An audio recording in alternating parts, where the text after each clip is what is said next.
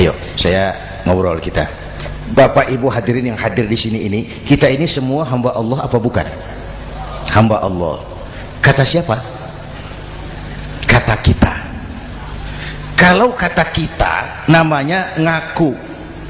Ngaku itu boleh dan murah. Apa diakui? Kita belum tahu. Ya, kan baru kata kita itu. Dan tidak otomatis kalau kita bilang saya ini hambamu ya Allah, lalu Allah jawab iya ya. Tidak, wong itu kan kata kita.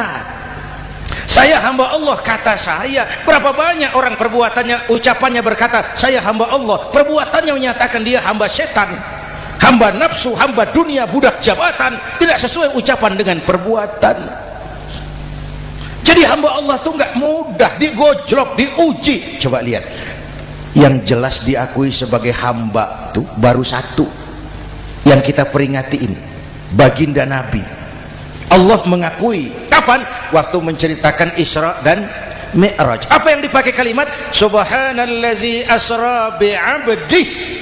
Maha suci Allah yang telah menjalankan hambanya. Muhammad itu hambaku, aku jalankan dia. Allah mengakui. Kapan kalimat ini turun? Setelah Nabi digojlok, ditempa, digembleng, diuji, difitnah, dicaci maki, dilontari kotoran unta, sahabat-sahabatnya dibantai. Lolos, Muhammad betul-betul hambaku. Ayo Isra Muhammad. Subhanallazi asra bi'abdi, hambaku. Jadi kalau mau jadi hamba Allah ya diuji, digojlok, digembleng. Nah, mari kita lihat kehambaan baginda Nabi. Orang yang paling bersih hatinya Rasulullah. Orang yang paling baik akhlaknya Rasulullah. Orang yang dosanya sudah mendapat jaminan ampun Rasulullah. Tapi Rasulullah kalau sholat malam bengkak kakinya karena rajin sujud. Hati bersih, akhlak terbaik, dosa sudah diampuni, tapi kalau sholat malam kakinya bengkak karena rajin sujud. Saya tahu di sini juga banyak yang kakinya bengkak. Cuma urusannya apa, itu urusan masing-masing. Pada tingkat seperti itu Rasulullah, saya perlu Allah, saya perlu Allah, saya perlu Allah. Yang 100 tahun kita bangun selesai oleh gempa 3 menit. Ya. Yang 100 tahun kita bangun ternyata selesai oleh gempa 3 menit. Kita perlu Allah. Kita perlu Allah. Makanya musibah itu kan kalau menimpa orang baik-baik namanya ujian. Kalau menimpa orang setengah baik itu paru-paru yang bikin malaikat bingung. Sholat rajin, maksiat tekun, baca Quran mau, fitnah orang hobi, ngaji nyolong jalan terus. Untung di sini nggak ada yang begitu. Di Jakarta banyak, di sini insya Allah sama. Jakarta. Orang separuh-separuh seperti itu kalau dapat musibah itu namanya teguran, bukan ujian. Kenapa ditegur? Lalai. Nah, kalau orang jahat dapat musibah itu namanya persekot. Uang muka tanda jadi. Kontannya nanti di akhirat. Kalau diuji bukan saja harus sabar tapi harus lulus. Kalau ditegur introspeksi, perbaiki yang kurang, kurangi yang memang berlebihan. Bertali-tali, bersambung-sambung musibah ini. Dan musibah kalau datang tidak pernah memilih, tidak pernah memilih. Bapak Ibu hadirin yang saya muliakan, jadi mari yang pertama jaga akhlak kita kepada Allah. Jangan menyekutukannya dengan sesuatu pun, jangan menyembah kecuali hanya kepadanya. Sekarang kan musim entertain, orang pandai membangun pencitraan, orang pinter bikin bungkusan. Sekarang ini kiai sama dukun tipis bedanya.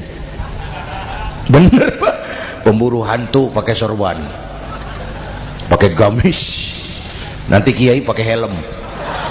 Atribut sudah kacau sekarang ini, siapa pakai apa, siapa mau jadi apa, tidak jelas. Sementara masyarakat kita memang agak kutil, kurang teliti, cepat heran, gampang kagum. Pernah terjadi satu saat tabrakan di jalan, keras sekali, korban jatuh berlumur darah, dikerubungi orang banyak. Datang wartawan mau ambil gambar dari dekat, sulit, banyak sekali orang ngerubung. Dia cari akal, tolong saya dikasih jalan ke dekat korban. Orang menoleh semua. Saudara siapa? Saya bapaknya korban.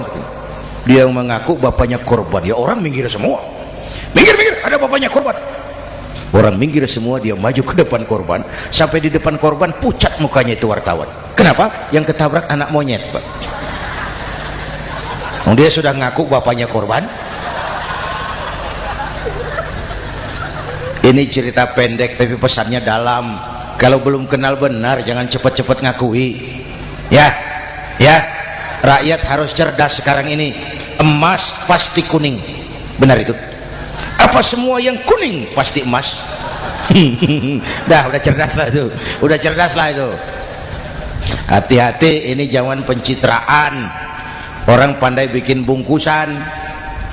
Oleh karena itu kita juga harus punya filter supaya tidak hanyut oleh kedangkalan pencitraan itu. Satu itu akhlak kepada Allah. Yang kedua, kepada siapa kita berakhlak? Kepada sesama manusia. Kepada sesama manusia itu siapa? Pertama, sesama muslim. Malam ini saya hadir di sini, saya tidak merasa tamu, saya hanya keluarga di tengah keluarganya. Bahwa saya lahir di Jakarta itu sih kebetulan, saya nggak pesan. Yang kita tidak pesan jangan diributkan, kita nggak pesan. Warna kulit seperti ini kita nggak pesan, dari suku apa lahir kita nggak pesan, potongan seperti ini kita nggak pesan. Islam membebaskan manusia dari ras diskriminasi. Pada waktu yang bersamaan Islam mengangkat harkat derajat martabat kaum wanita. Ini kasihan dari tadi nggak diajak ngomong nih.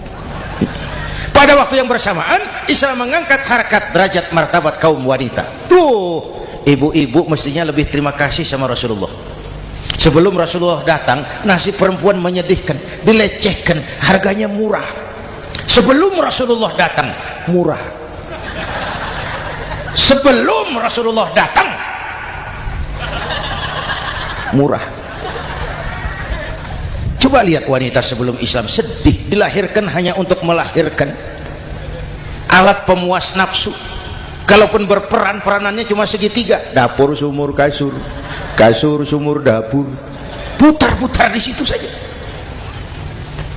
Nggak usah di Arab, dunia, di Jawa, raja-raja Jawa sebelum kenal Islam seenaknya ngumpuli perempuan kan, selirnya yang 30, 50. Sultan-sultan di Turki piara harem ratusan orang perempuan.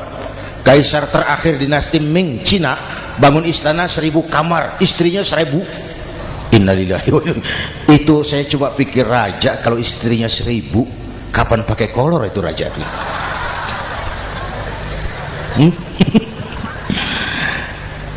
Rasulullah datang terenyuh, an-nisa imadul bilad, perempuan jangan diperlakukan begitu, perempuan tiang negara. Kalau baik perempuan baik negara, kalau rusak perempuan hancur negara. Waktu ditanya, ya Rasul, siapa yang paling harus saya taati di dunia? Ibumu. Setelah itu siapa lagi? Ibumu. Setelah itu siapa lagi? Ibumu. Setelah itu siapa lagi? Bapakmu. Menghargai perempuan, ibumu, ibumu, ibumu, bapakmu. Ibu 3 kali disebut, bapak 1 kali, ibu 3 kali, bapak 1 kali, ibu 3, bapak 1 bapak. Gimana sih ngitungnya jadi kerok begini? Salah ngitungnya, salah.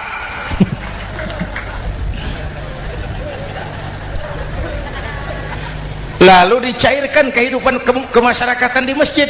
Masya Allah, masjid itu pendidikan demokrasi betul. Pertama, siapapun masuk masjid copot sandal, buka sepatu. Benar itu? Ini masyarakat yang mau kita bangun. Tidak ada warga negara kelas 1, semua sama. Lurah masuk masjid buka sepatu, camat masuk masjid buka sepatu, mat. Gubernur masuk masjid buka sepatu, Nur. Nikmatnya masyarakat masjid, nikmatnya masyarakat masjid. Coba binatang saja harganya tidak sama toh. Sapi yang mahal yang gemuk, betul, karena harga sapi pada dagingnya, makin gemuk sapi makin mahal harganya. Tapi ada burung perkutut lebih mahal dari sapi, padahal dagingnya sedikit, betul. Kenapa harganya lebih mahal dari sapi? Harga perkutut suaranya. Di mana harga manusia yang paling gemuk? Silahkan bersaing dengan sapi. maaf. Inna akramakum indallah atqakum.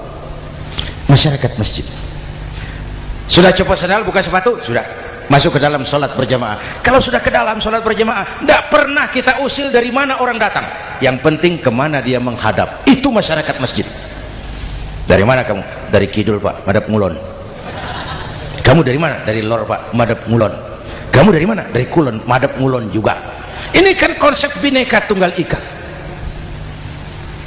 Dari manapun orang datang, apapun warna kulitnya, dari suku apapun ia dilahirkan, kalau akidahnya sama, itu saudara kita.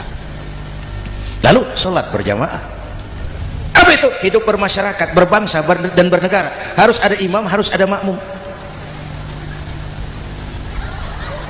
Kenapa?